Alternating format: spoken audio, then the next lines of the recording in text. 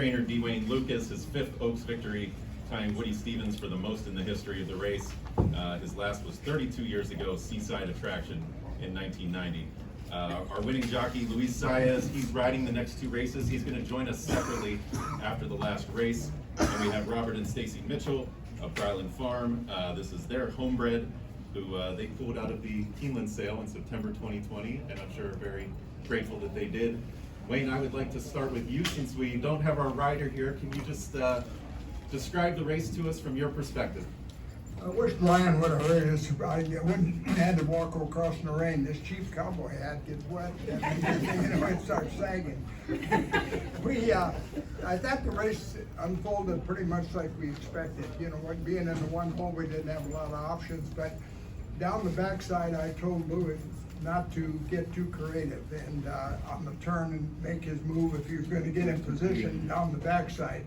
Of course, when he started to do that, I felt pretty good because I thought once he got to him like he did, that she accelerates. She breaks their heart when she goes by him. And tell us about what you saw when she did range up on them with very little urging. She just kind of I just hugged my wife. I said, "Here we go." I thought she'd move out there, watching it here now. She's got a beautiful stride. And, pretty good. Yeah. And tell us just about your feelings of winning the Kentucky Oaks again after 32 years, your 5th one. How's it feel? It feels great, but I've said all week that the thing about it as trainers, when we win the first one, we think it's us, and we get all puffed up, and we think we've really done something. After you win one and you think it a little while, the real satisfaction is when you can put these people that work with these horses and raise them and so forth in that position. That's always been our MO going into it. After we won that first one with Blush with Pride, and then you think, boy, we did everything. But the real joy of doing this is to let these owners have the opportunity to enjoy this and get that thrill. And I'm really thankful for the opportunity to train for you. And Wayne, can you talk about her progression this spring and also trying the Arkansas Derby and how that ended up playing out? Well, she's a big rangy filly, and so we were trying to find what she wanted and how we could develop her in her best interest. So we let her grow a little bit. I told Rob that I was feeding her everything I could find, and she was still staying pretty light, but she started to pick up, and we didn't get a good trip the first time. We didn't get a good trip the next time, but she kept trying, and we knew that the talent was there. We just needed to get a clean trip. And Rob and I talked about that right in the paddock. We said, really, we never had a great trip. Maybe we'll get one today.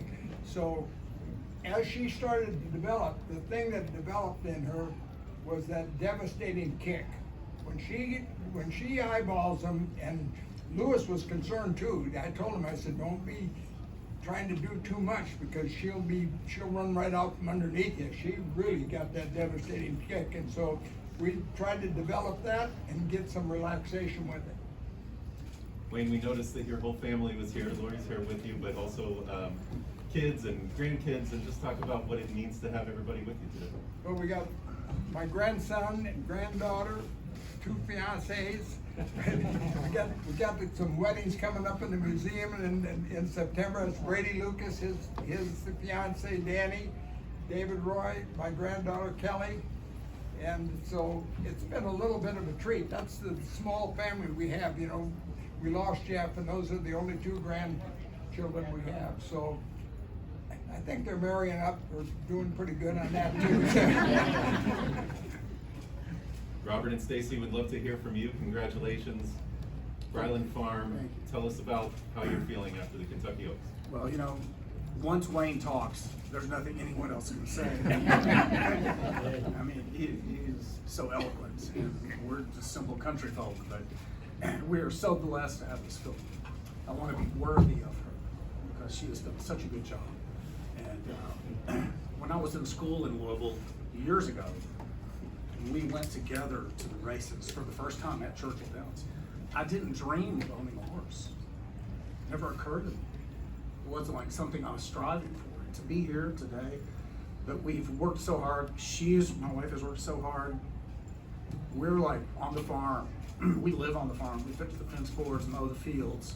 stay up all night waiting for the foal. He actually helps train her too. He calls often. And Oh, yeah. And that's why it's been 30-something years since he's won, because I call him. But no, we've been very blessed to have her, and Wayne and the whole team that he has done a great job with her, and I just can't believe we're here today. I mean, we put so much time into thinking of the breeding and the selection of the stallion, and then to have every foal that we've ever raced was born on our farm. I've nothing against the syndicates. I think syndicates are good for horses, but we have never bought a racehorse, ever. Every horse we've raced was born on our farm. We bought some broodmares, raced their fillies. I still have Secret Oath's dam Grandmother. and grandmother on our farm. She's 32, 33. She'll live there till she dies. So that's just our way of doing it. Other people have other ways, that's fine. But if we race a horse, we foaled it and we delivered the foal ourselves And we've on our farm. invested our heart and our soul into that horse. She usually sleeps in the barn and delivers them, and I'm just a I call phone him when call the away. water breaks. Stacy, what do you remember about the night that Secret Oath was born? Gosh. You know, not necessarily any specific night, but, you know, you always get a little nervous, anything can happen. We put her in the sale. She didn't draw any interest. We brought her home, and that was more panicking than the night she was born, you know. But, we're very blessed that the clouds and the heavens worked out just right, and she didn't sell for a reason, and here we are today. But she looked like her mother and her sister, and she just kind of had that tall, thin, Tall, arrogant thin, look. narrow, And, quite American. you know, that's not the classic commercial horse. And I thought, well, she looks like her mother. Her mother placed in 5 graded stakes and won a number of graded stakes. Why don't we just pull her out and keep her? You know, Bob Baffert called me and he said that after he watched her run a couple of times that she really typified Arrogate. He said even her looks, her gliding motion, everything, her acceleration. He said that she really looks like one of his foals. And I thought at that time it was pretty complimentary because I thought maybe if we can get even close to that level, we'll be all right. Robert, Wayne mentioned that you like to be involved in the decision-making around the horse, so can we hear from your perspective about this spring, trying the Arkansas Derby, the conversations that went into that, and where you ended up? Wayne and I are on the same page on that. She won 3 races in Arkansas. When she won the Honeybee, which was a grade 3, she had won 3 consecutive races by 20-something wins. And we knew we had enough points to get in the Oaks, and that was always our goal. Our goal was to get in the Oaks. But then the Fantasy is also a grade 3. And as a farm who breeds their own stock, well, I've already have a grade 3 winning mare. If the Fantasy were a grade 2, I might have gone in it. Or a grade 1, we might have gone in it. But you have the Arkansas Derby, which is a grade 1 at 1.25 million, which is the same purse as the Oaks today, And at the distance. same distance, and I wanted to see how she'd do with the distance. And I thought, number-wise, we stood up. We never planned to go to the Kentucky Derby. And the We were media just was wrong about incentivized. that. We were incentivized. We never intended to go to the Derby. Yeah, we incentivized to go to the Oaks. But the 1.25 million is a pretty good incentive, and it's a grade 1. And we were the favorite. And I think, you know, I don't know, people smarter than me say we ran a little bit farther than the winner. And they say Arkansas maybe wasn't that tough this year, but I'm looking at some Arkansas horses tomorrow. We'll take questions from the room. I'll ask one more in the meantime, but just now that she has held her own against colts and then performed the way she did today, what do you think about the rest of the year? And that's for any of you. I think she needs a day off, and I think that she will tell us where she needs to go with Wayne's consideration. Anything to add, Mike? The committee has spoken. Tim Sullivan? Yes, it is. It's an option. The Black-Eyed Susan would be an option. All of these things are out there for us all the time. When you got a talented horse, you need to look at everything, try to develop the career and get them to a championship level. So it's been done before, you know, with Rachel Alexander and some of these other horses. So it's not totally out of the question.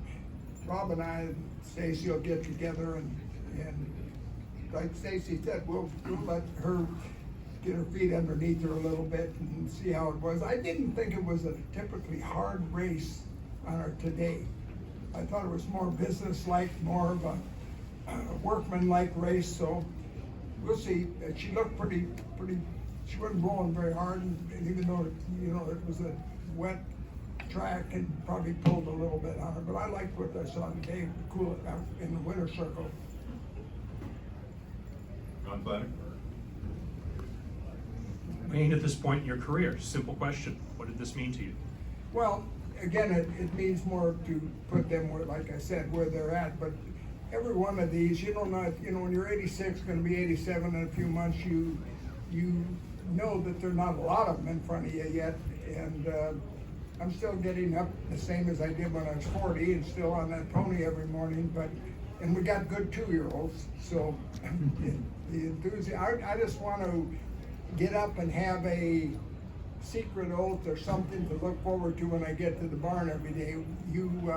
I always say at clinics that when you have passion for anything, you eliminate the excuses. When you got passion for something, you'll stay up all night, go without food, drive, sleep, whatever, to get where you want to go. And when you have these fillies that show up in your life, like this one or a colt, it's such an incentive and drive for me. And I like to take these guys on out here. You know, there's a bunch of these guys that are dear friends, and there's some young ones that I think are still learning the game. And I enjoy the competition in the big arena. At the end of the day, it doesn't matter who the favorite is. It That's matters exactly who crosses right. the finish line at Churchill Downs. There you go. The favorite wins a third of the time. How many times in life are you the favorite and you're a loser 2/3 of the time? And if you're always a favorite, you win, you have nothing to In this level of racing, the betting, the 6-1, 8-1, 7-2, when they get close to the gate, you could care less. You could care less. I always said in the Derby and the Oaks, if you take an owner and they're going to the gate, and just when they walk in, you say, "I'll guarantee you the win if you'll give up the purse," every one of them will say, "Good deal, let's win it." It becomes very secondary. But I didn't sell her, Wayne. That's right, he did not. He had the good offers too. I told him, I got so many offers, I said a wealthy man would have sold her. But I'm used to not having any money, so I didn't sell her. He's been so nervous all week. He told me he had to go in and do some surgery. I said, "God damn." I said, "If you're nervous and can't sleep, don't be cutting up anything."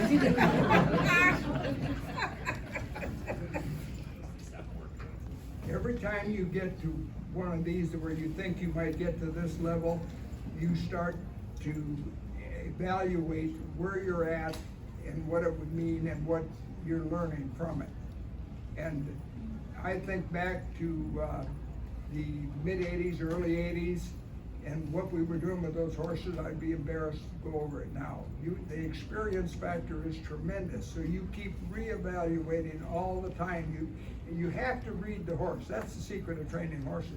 So get them every day and read them and find out what they can do best and then flaunt it.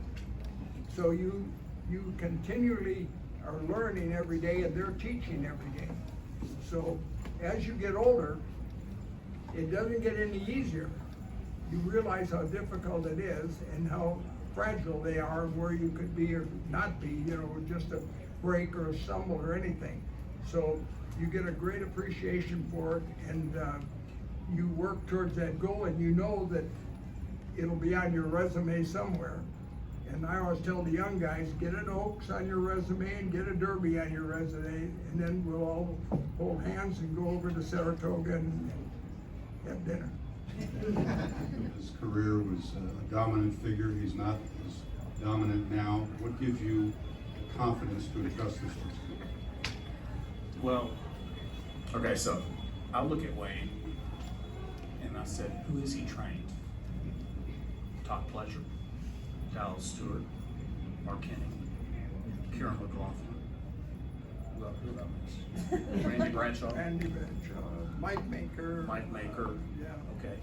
And Dallas 13. Stewart, what, trained Brad Cox? Now, in your mind, I won't mention any names. Pick 3 trainers in your mind and name 5 trainers that they trained. Look at the Derby.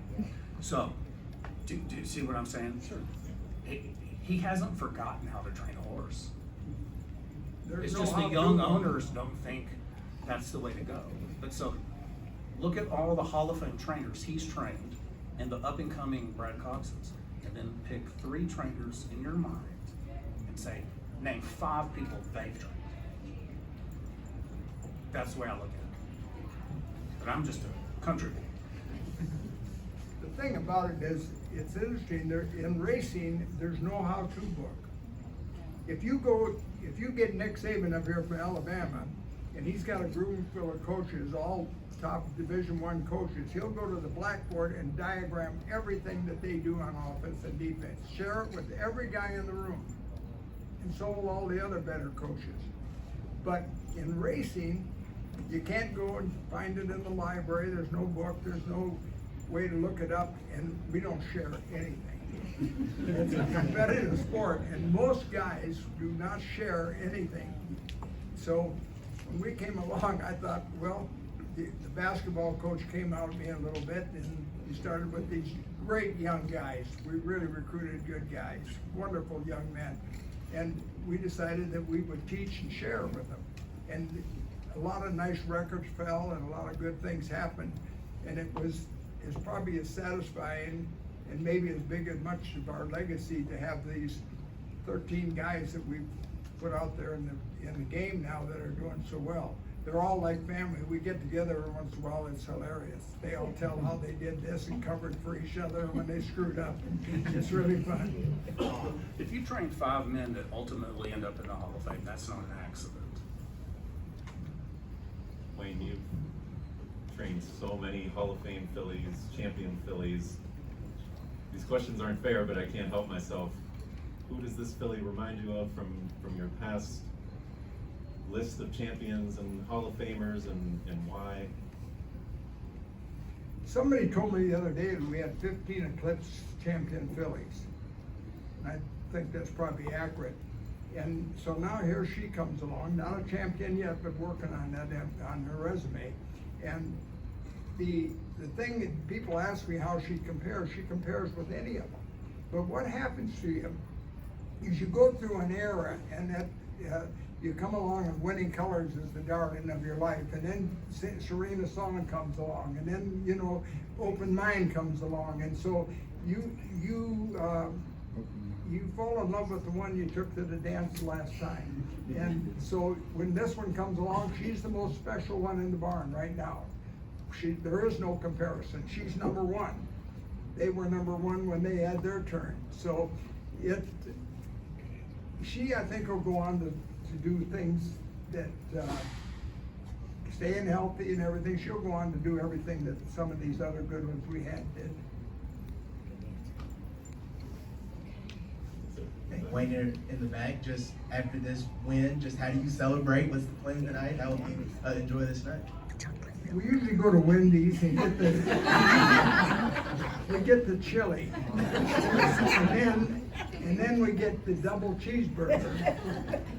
And Lori cooks up a little pasta, and we take the double cheeseburger, break it up into the chili, and then pour it over the pasta. And that's it. And will you buy the Mitchells something from the 99-cent menu? Or? Yeah, And they'll charge me $5. the Mitchells go to another restaurant, believe me. It's not true. Wayne, you had to scratch out of the Derby this morning. Can you just talk about how this day sort of exemplifies the highs and lows of this sport? I wasn't low. I was very comfortable. Okay. again, I say you have to read the horse. I felt the last couple of days that Ether Road wasn't as sharp and it wasn't as focused as he was early in the week. Now I ran him back. I did a real ballsy move by running him back in 7 days there. And in hindsight, I probably wouldn't do it, but it put him in the Derby anyhow by getting those extra 2 points. So that be it what it is. But I thought he was a little bit flat. I didn't think that he was moving as well. And I knew that if I ran him in the Derby, that I would eliminate the Preakness and all consideration. It would just be too many all right in a row. So I talked to the owner. He was in Hawaii, couldn't be here anyhow. So he said, do what you want to do, treat him like you own him. So we took him out and we'll look at the Preakness in 2 weeks. That's so interesting. So scratching from the Derby is hardly a disappointment because you did the right thing for what's to come. Not at this stage of my career. We try to do exactly what's right for the horses. And all through the 80s, I used the Derby as a prep for the Preakness anyhow.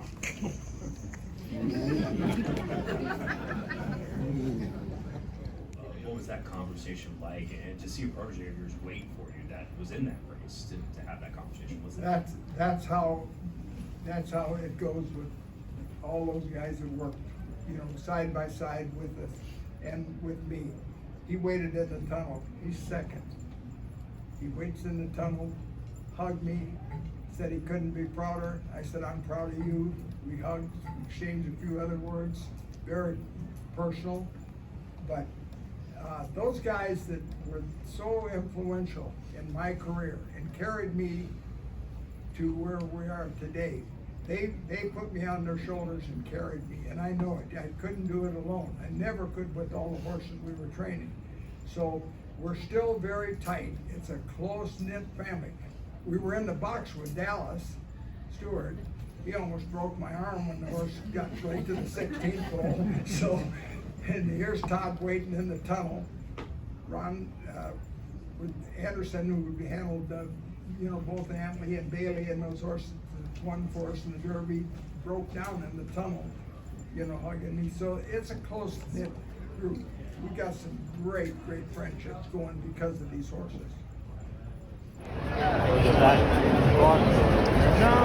we were right about where I thought we'd be in terms of early position. We kind of, were talking before, we felt like we'd be somewhere between 5th and 8th and, same 6 to 8 lengths off the lead. Wanted to work our way into the clear. He had an opportunity, thought down the backside when he first turned up the backside. He said he had Manny outside him. He kind of eased back, tried to pop outside, and right at that time Luis was there. So he, opted to stay inside. There was a point, kind of in the middle of the turn where he had horse to move forward, but he had to wait on room, and then Secret Oath got the jump on him and never could regain that. Any thoughts on second to Wayne? No, I couldn't be more happy for, we couldn't win. That's who I was rooting for. What about your others? Flavian thought the draw really hurt him with Shahama. He said, she broke okay, and he said he never could save any ground from the 13. He said it got really crowded over in the turn, so he had to wait a little while, and then he got bumped a little bit. But she kept running to the end. Never made an impact, but he felt like would have been on the board if she'd have drawn a better post. And the other filly, Johnny, said she didn't care for the mud at all or the wet track. He said she was spinning her wheels from first up. I think you and the coach might have a little conversation a little bit later on, Todd. Yeah, absolutely. I couldn't be more thrilled for him. That's awesome.